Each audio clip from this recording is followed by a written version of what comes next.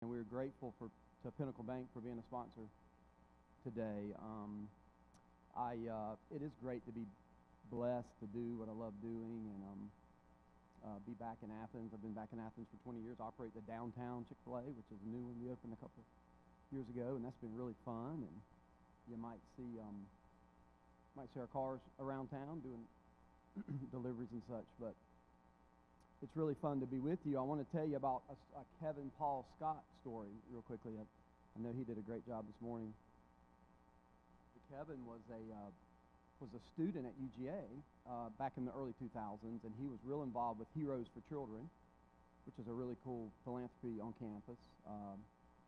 Raises money for children that are sick, essentially.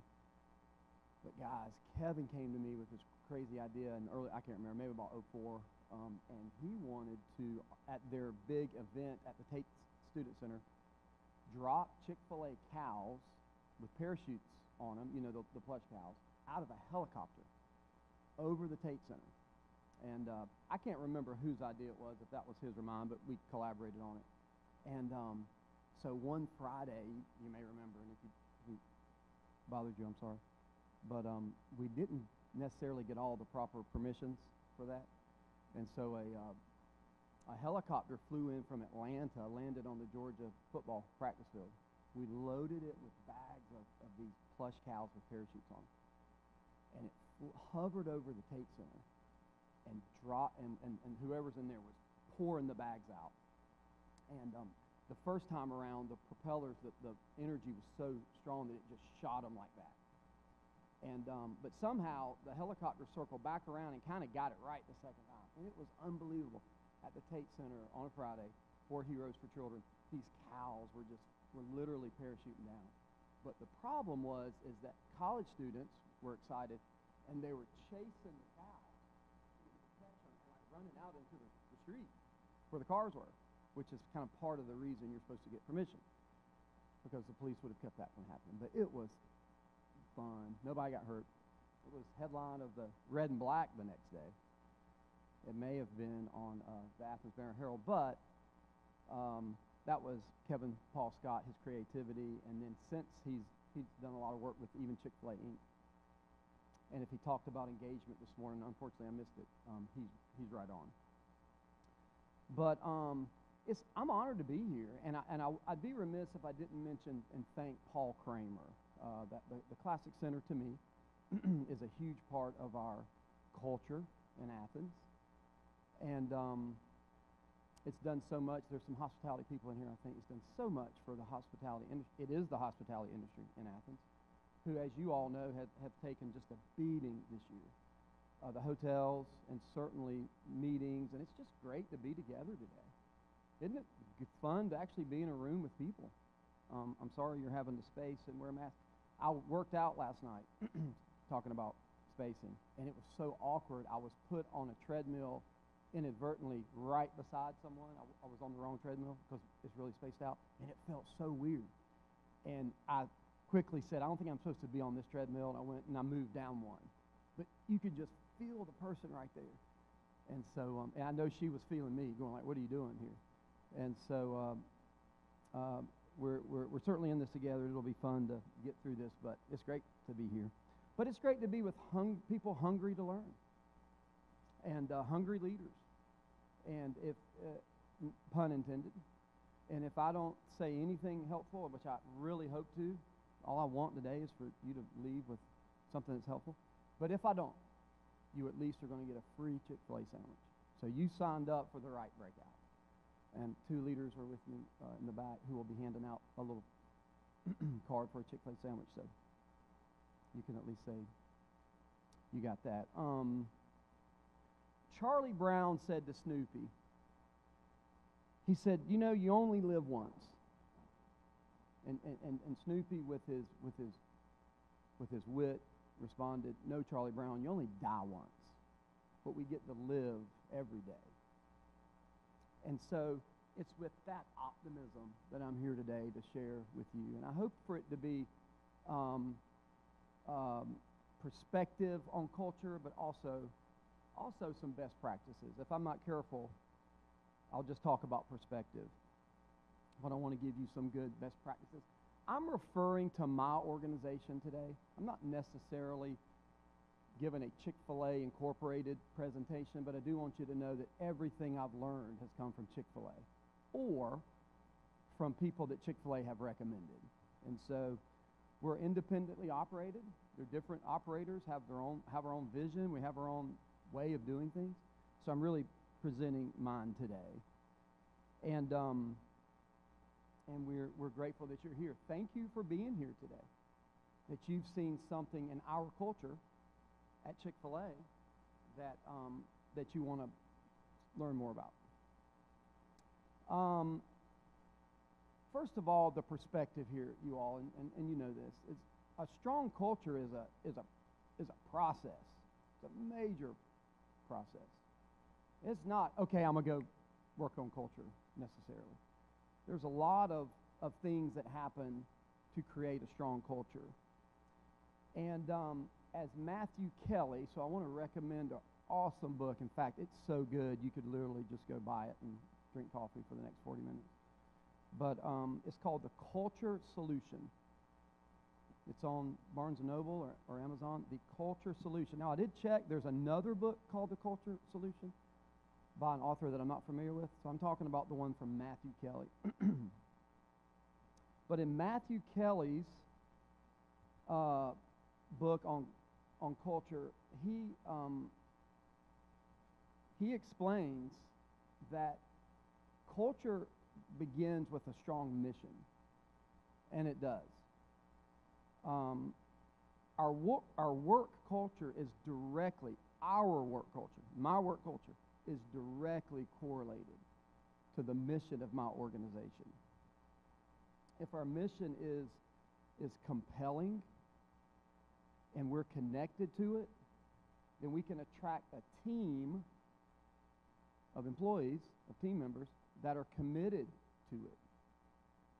If our mission is compelling and if we're convicted by it, then we can attract a team that's committed to it. When an organization is aligned, and you'll hear words like alignment, and you're familiar with words like alignment, and pulling in the same direction. And what is that direction? The direction is towards the mission, the very clear mission. Then we create, just in that, a stronger culture. And in my organization, that got loud all of a sudden. That's okay. We're all about mission. A mission doesn't have to be fancy. In fact, it's often better if it's not. It can be. But it simply needs to be true. Okay? So when we're talking about mission, it needs to be something that's true. And just oftentimes, the simpler, the better. A mission must have total integrity. A mission that lacks integrity will lead to a culture that lacks integrity. Let me give you an example, okay? If my mission at Chick-fil-A was to, let's just say it's to change the world. Let's just say that was our mission. And you would say, man, that's an awesome mission. And there's nothing wrong with that mission, except for the fact that if it lacked integrity, if we couldn't make a correlation to that and what we do every day, but it was on the wall in the office and it said, our mission is to change the world, and our team couldn't make the correlation, then there wouldn't end up being any kind of commitment or conviction, and our team would end up being sort of fake. We'd sort of not even refer to the mission because it didn't really apply. So it's not that changing the world is not an awesome mission. It would be great, but it has to be true. It has to have integrity. So how is the mission real? My mission, our mission, how is it real in my organization? Y'all, we talk about it every day. No kidding. So, and we use our mission statement, but our mission as a compass, a true compass. It's a powerful thing. In every decision that we make, including hiring, every decision we make as a leadership team, we literally measure it against our mission. Is this supporting the mission of our organization. We know our mission, we talk about our mission, and then most importantly, we live our mission. We live it out. Our team is committed to it. And again, I'll use another word that you've heard already, and in some cases, convicted by it. I certainly am convicted by it. I'll probably settle for committed to with my team. Okay, so as we move into culture, again, the first piece of culture is, what's your mission? Like, what are you trying to do? What are you trying to accomplish? Is it clear? Is it real? Does it have integrity? It can be the simplest thing in the world. It just needs to be real. The U.S. Army has a motto, and it says, they must have read Matthew Kelly. It says, mission first, people always. Mission first, people always. And so, of course, it's people always. And when we're talking about culture, and when we're talking about building a strong culture, we're talking about people. And I've already referred to people. I've already referred to the fact that we use our mission to hire our team. Attracting and retaining, don't forget the retaining part. Attracting and retaining the team you want, is the single most important, other than having a clear mission, of culture. I mean, we have to have a team that can accomplish our mission. So attracting and retaining the team that we want. You know so well. By the way, sports analogies are so fun and so easy. But the plays just don't work as well when the players aren't as good. And the plays, isn't it miraculous? I coached middle school basketball for a year at my children's school, and if you were there and I yelled and got a technical, I do apologize. I did do that. It sounds like I'm proud of it. I'm actually not proud of it. Maybe a little proud of it, but not real proud of it. But as a middle school basketball coach that didn't know a whole lot about coaching middle school basketball, I would go on YouTube, and I know there's coaches in here that are doing like that. And man, there's every play under the sun, and I'd get a play, that's the Kansas Jayhawks, and I'd be like, man, wow, that worked.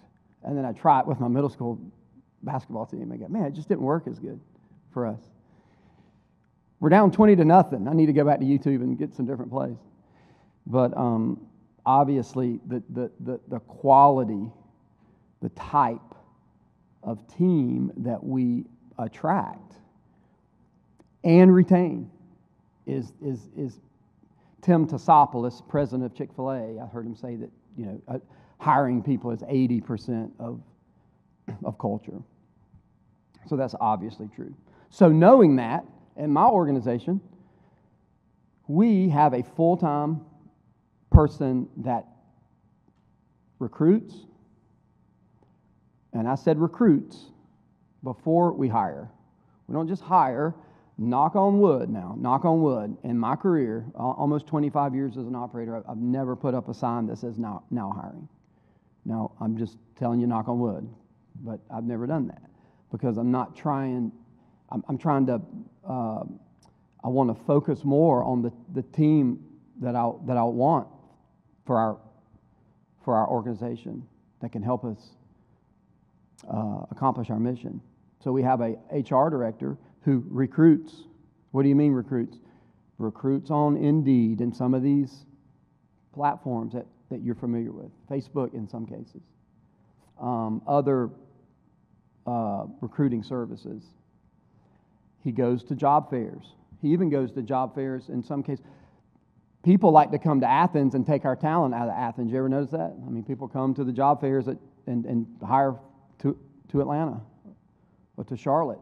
So we say, well, two can play that game. So we go to other towns and literally recruit, because sometimes it's really cool to go away. Like if you graduate from college, you go, Mom, I'm staying in Athens and working at Chick-fil-A. And Mom and Dad are so disappointed. They're like, oh my gosh, I sent you there and you're staying and working in a fast food restaurant. But when we go to Clemson or we go to Georgia College or we go to Kennesaw and they say, Mom and Dad, I got a job in Athens, it's the same job. But like, oh, my child's doing so well. So we use that too. But so our HR director, full-time now, full-time, always recruiting. And he hires or he interviews. As you know, the interview process is a tremendous part. In the interview process, we should go ahead and be starting educating on our mission and our values in the interview process. It's part of the interview. He hires, and then he does our organizational orientation. Organizational orientation meaning, welcome to the organization. Here are the expectations. It's not necessarily for the particular restaurant that they're working at. One app he uses that may be helpful for you is Sentio. I think it's Sentio if you're not familiar. But Sentio is good. It's actually fairly inexpensive, like $99 a month or something. It's not a whole lot. But Sentio has a really good test that you can screen applicants with, and it has both a cultural test and a competency test. And it's really been effective for us in the sense that if it doesn't determine if the person's a good person or a bad person. It determines if it's a fit for your organization. And it's like green, yellow, red. So if it's red on competency and on culture, we wouldn't have them for an interview. If it's green on both, we're more likely to have them on an interview. Doesn't mean you definitely would. And you certainly still use your feel and your instinct on people. But I do recommend Sentio. And we're really big on referrals. We're so fortunate that our brand is so strong that we have so many people refer people to us, and not only just people with no experience, but we get a lot of people that have worked at other Chick-fil-A's, and that's nice. But we don't automatically hire them, just so you'll know, because not all Chick-fil-A's are the same. And once again, it's not a good or bad thing; it's a culture thing. But it's nice to get a phone call from an operator in Atlanta saying, "Hey, I've got this great kid, that's coming to Georgia," and so we do take advantage of that. But you can too. You can take advantage of those things certainly within your industry. Okay, so that's hiring, and again, there's not too much new there, but just understand the crucial part of hiring for culture. And then next, we have a full-time training director. And this is where you start getting into retention. Some of Kirby Smart's best recruiting is recruiting his team to stay. Was it Gurley and no, it was Chubb and Michelle that Kirby got to stay one more year, and that was the year we won the Rose Bowl. And people said that was his best recruiting of the whole class. And so, getting people to stay, it's a lot cheaper than going out and finding new team. And so we have a full-time training director. And let me just say it in a way that really matters. We have a full-time training commitment. Okay? So full-time training director, part-time training director, all of us are different. I can't afford a full-time training director. Okay, that's fine. I couldn't either for a lot of my career. But it's a full-time training commitment, and understanding that for our culture to be strong, our team has to be knowledgeable. They have to be confident. If you pull up to Chick-fil-A, and by the way, we're not perfect, and you know that, and so we know you come in sometimes and go, golly, man, they didn't get that right. It's a constant thing for us. But when you pull into Chick-fil-A and the team member is so confident and knowledgeable, then they're more attentive, they're more courteous. You have a challenge with your app, which is a big thing these days. And the team member doesn't go, sorry, glad I'm not you today. It's, ma'am, let me help you, or let me find somebody quickly that can help you. Again, and that's the greatest care. You'll hear the word care a lot. The greatest care we can show our team is taken the time to train them. You kidding me? What good does it for me to do? Say, hey, I care about you, buddy. But I don't take the time to train them. And for them to win. I want you to come to us and win. I want you to win personally. But it takes full time, y'all. And we do turn people over in a good way. I mean, people win and succeed and graduate and move on. And golly, we do a lot of hiring. So it's a full time. We cannot, and we don't, but we cannot drop our. And by the way, we don't just have one training director. Our training director has a team. Because if we're in July, if it was a normal year, August, preparing for football season in Athens with 3 Chick-fil-A's, we hire a lot of people at one time. And we have a lot of commitment to training. And it's in training that we start teaching our core values. So let me just mention values for a minute. Values are like mission in the sense that we have to know our values, we have to talk about our values, and we have to live our values. And it's in training, orientation and training that we start instilling the values in our team. So let me share you my organization's 5 core values, and they may sound familiar to you. You might say, Shane, I sort of feel that are your values. The first one is a positive attitude. And when I say we share it, we had a newsletter go out just this week to our whole team. We send a monthly newsletter, and I do a little column every time. Can you believe I speak and I write? I mean, how do I do all this? I write about as well as I speak. But my column was positive attitude. Why? Because you have to repeat it. You have to repeat it. I don't even really know anything more than what I'm telling you right now. I don't know a lot. But what I know, that's all we talk about. And so our column this week was encouraging our team about how great of how positive attitude they have, but challenging our team to have a positive attitude. So positive attitude, hustle, and we don't even really say hustle. We just hustle, Our team sometimes, if they're serving you, you might even see them running outside. I'm going to tell you, I do not ask them to run. In fact, I tell them, I say, guys, I am not asking you to run, and they run. You know why? Because they're committed to our mission.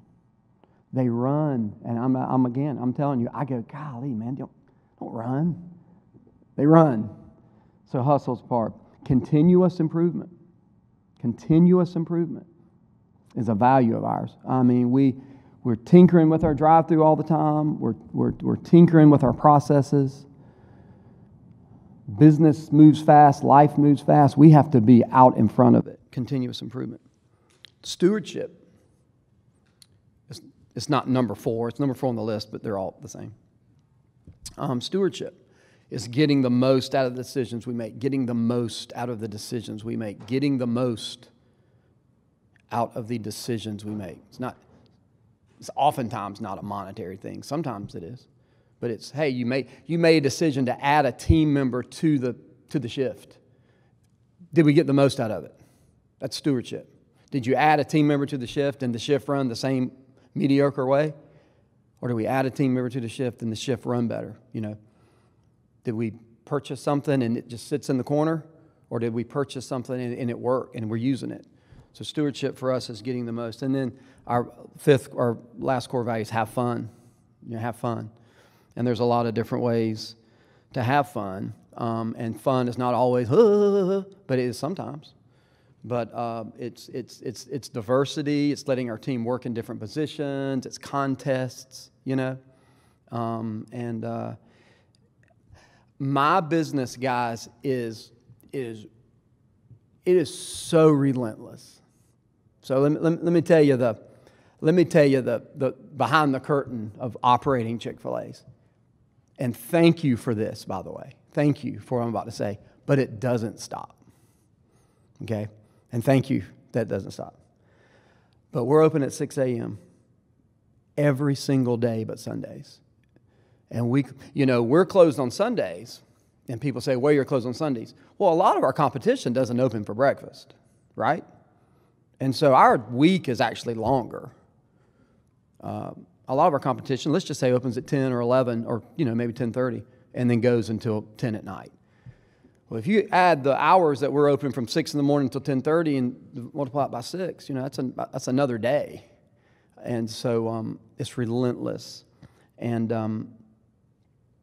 we want to serve you worse than you want to eat with us. Okay? And that's where we have to be. You can't want to give us your money worse than we want to take it, right? I've got to be out in front. But my point is it's relentless, which is why we have a value of having fun. We have to have fun. We have to learn how to have fun. And we do have fun. Also, in our training, let me pull my phone out and just make sure I'm on time here. I'm not sure there's anyone here to tell me to stop talking. You will? Okay, thanks. Also in our training is where we teach our team and train our team to make eye contact. How about that? I mean, how many restaurants do you think are actually training on that? To make eye contact with customers and how to greet a customer. With our dining rooms closed, it's a little bit different. But we're not real big on, hey, like that. Welcome.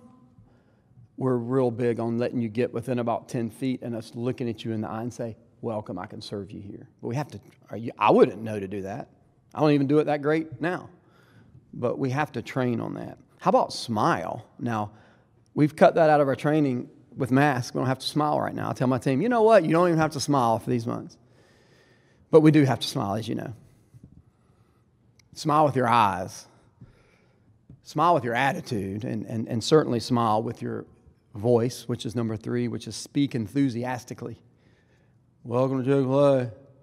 I mean, you would be like, really? I'm about to give you $10 of my hard-earned money, But it's, hey, welcome to Chick-fil-A. See? It didn't take any more effort. It just took care. It took care for who? The customer. It took care for the team member to train them that, to teach them that. Because that's going to help that team member go and make it in the world and win and interview well. But it's also certainly, of course, it's care for the customer to speak enthusiastically. Fond farewell. Bye. Thank you. Thanks for your business. Have a great day. Fond farewell. Attentiveness. Be attentive. I'm sorry again, but you'll be pulled up at one of our restaurants. Beechwood does it a lot, and we run your food out, and then I see you in your car looking back. Why are you looking back? Why didn't you pull off? Why didn't you just pull off? Why didn't they just pull off?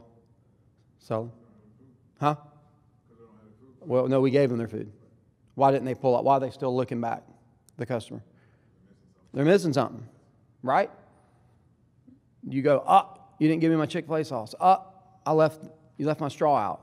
Heaven forbid, but it happens. Be attentive. Notice that. Don't make you get out of your car in your high heels and walk to the window. I see that you didn't pull off. I see that you're looking back. And we have to train that. So those things certainly separate us from our competition. They separate our work experience from a lot of our competition. And they are part of our culture, of our stronger culture. Okay, so we recruit, we select, we orientate our team, we train. Next is the way we communicate with our team. Daily, weekly. Kevin Paul Scott said engagement. Engagement is huge. Andy Stanley says engagement as a leader is even more important than competency as a leader. And I can probably attest to that because the more things change and the more new things happen at Chick-fil-A, I feel like I don't know as much. But man, I can stay engaged. And so we stay engaged with daily huddles We huddle with our team before they start their shift when we're at our best. By the way, all this is when we're at our best, okay? It doesn't necessarily happen every time. And we have a thought for the day or communication with our team on that we have new products. And, imagine being a team member at Chick-fil-A in the last few weeks and a customer comes up and says, hey, I want one of those brownies. And the team member goes, we don't have brownies. We do have brownies. Starting, 2 weeks ago. Oh, nobody told me. Think about that. That's awful for the team member to be embarrassed. It's also awful for the customer. So we have to communicate constantly how things change. We may change our service model because of coronavirus in the middle of the day. Well, don't you think we need to tell our team that and communicate? We communicate expectations. We write notes of encouragement. We might send notes of encouragement. Text messages are great. Emails are great. As you know, it's still neat to get a handwritten note, and we do that. Okay, then, and I think this is crucial for our team. What I'm about to tell you is crucial, and I think it's probably not done often. And let me just stop and say this. I have the utmost respect for our competition. Please understand that. I am the biggest foodie in this room. I eat at everybody, and I think our town is fortunate to have so many good dining options. And I am proud of Athens for Zaxby's and Barbaritos and all the restaurants, locos that have started here. And I'm like, I want to start one. I didn't. I'm a Chick-fil-A operator, but I'm proud of Athens. I'm proud of our competition. So I don't even think about our competition. If I say something like that's competitive versus our competition, I'm just talking to you guys about something that I think we're strong at.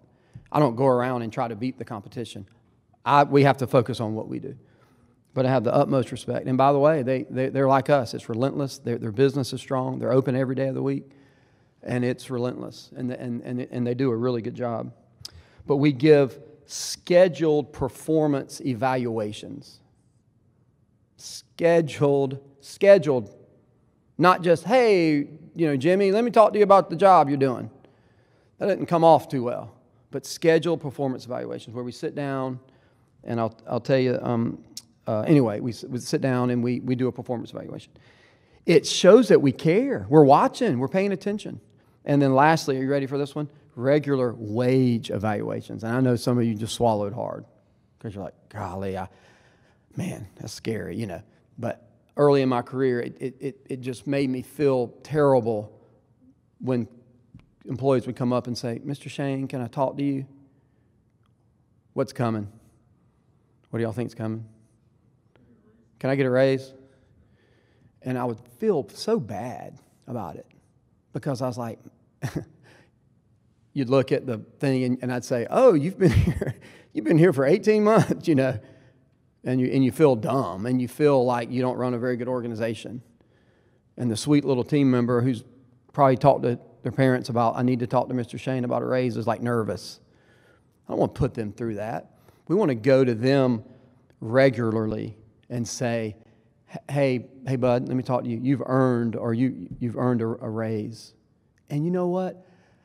Would you say at least, by the way, two of my amazing leaders up here, wouldn't you say at least a third of the time they cry?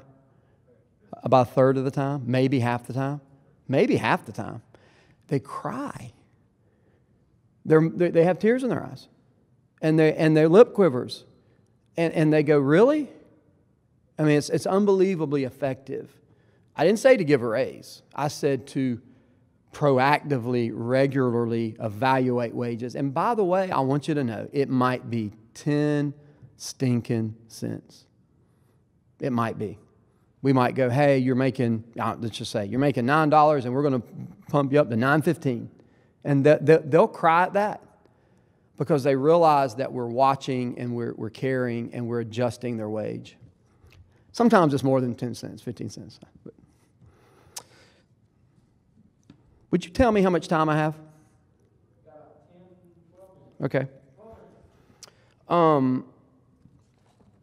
So that's sort of the end of what I just shared with you is sort of our HR. We call it a cheat sheet, like those recruiting and hiring and orientating and training and communicating, performance evaluations and wage evaluations. We're like, man, if we'll do that, that's a good little cheat sheet. We also give a biannual survey to our team, a biannual survey in which we literally send out, and we have them send in. And as you might imagine, the trick there is that it's anonymous. So we work really hard that they don't feel like we know who said what, and we don't. We make it that we don't. It's impossible for us to know. It's because you try to get as much participation as you can. And let me read the questions on our survey because it's the same questions every time, just for you to get a feel of what our culture is. And I won't go into any of these. I just want to read you the questions. And we'll usually add 2 or 3 to this. Do I know it's expected of me at work? So this is what we're asking the team, and they would rate it 1 to 5. Do I know it's expected of me at work? Do I have the materials and equipment needed to do the job right? In the last 6 months, has someone at work talked about my progress, which I won't be able to get too deep into that. This past year, have I had opportunities at work to learn and grow? In the last 7 days, have I received recognition and praise for my good work? At work, do my opinions seem to count? Does the mission and the purpose of my company make me feel like my job is important? At work, do I have the opportunity to do what I do best every day?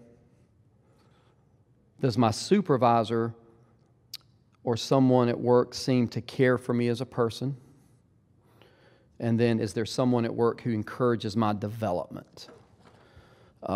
So development is what I think really separates my organization from even a lot of Chick-fil-A's. And that is, we have a person full-time. Let me say it again. We have a commitment full-time to development. And that's different than training. Development is leadership development. Development, personal development. We literally have one-on-ones. Our leader, Mary Ashley, she's in the back. She literally crafts personal development plans for individual leaders and then follows up with one-on-ones. We have classes, we have workshops, we have visits to other Chick-fil-A restaurants or other businesses. We go to Chick-fil-A's corporate office for fun. And by the way, this is part of fun too. It's one of our values. And so full-time development. And so when we ask the team, has someone encouraged your development? Like, that's a specific question. Those might have sounded like, a lot of those words sounded the same in those questions. They're not the same. They're different. It's a different thing to say, have you been encouraged? And have you been encouraged to develop? Those are 2 different questions. All right. So everything I've shared is people always. So the beginning has started with mission. Got to have a mission. It's mission first. Well, everything I've talked about for the bulk of this has been the second part of what the Army's motto is, which is, but people always. Mission first, but people always. So in my organization,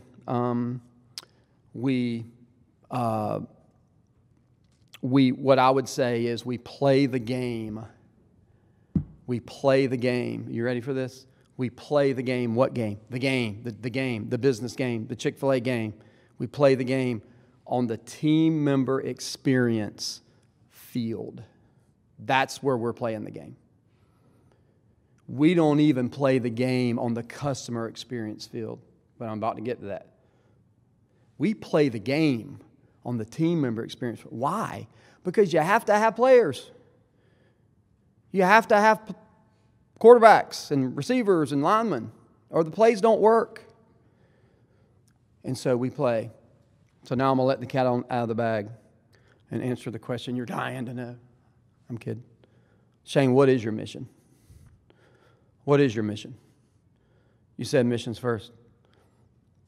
It's to change the world. Just kidding. Our mission is to be the best we can be at selling chicken and serving customers. That's our mission. To be the best we can be at selling chicken and serving customers.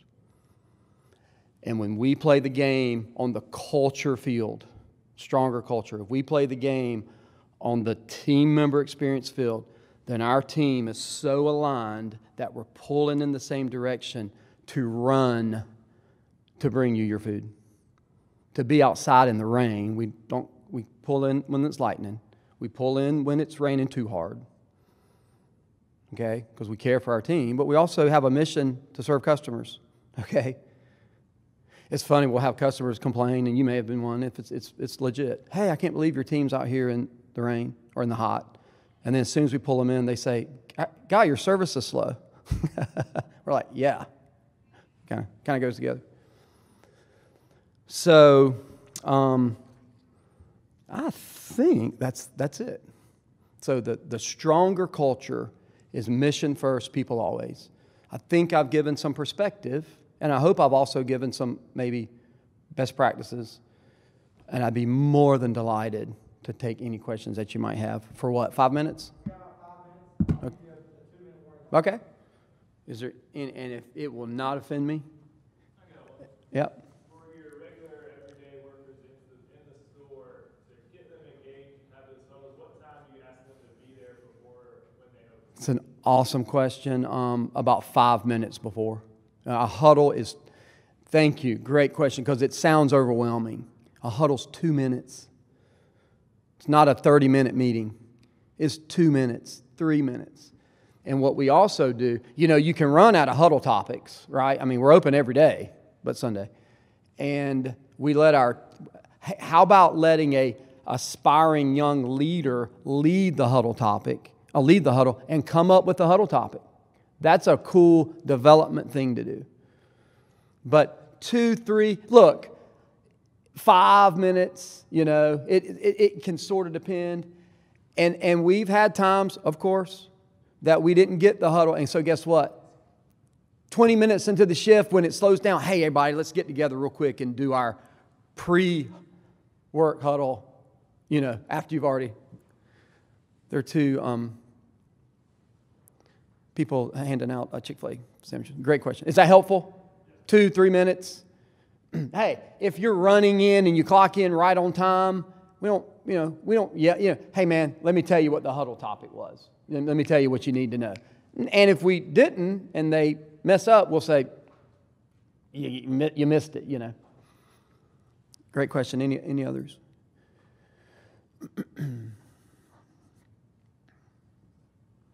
It's got where do y'all grow the nuggets, or what's the next sauce coming up? Yes, ma'am. I think it would separate. I worked for Chick-fil-A for 5 years. Uh-huh. And it taught me a lot. But I think what separates y'all as well is the my pleasure. Mm-hmm. My pleasure is care for the customer, as you know. But again, it's care for the team. Because you're teaching the team something that's just as easy to say.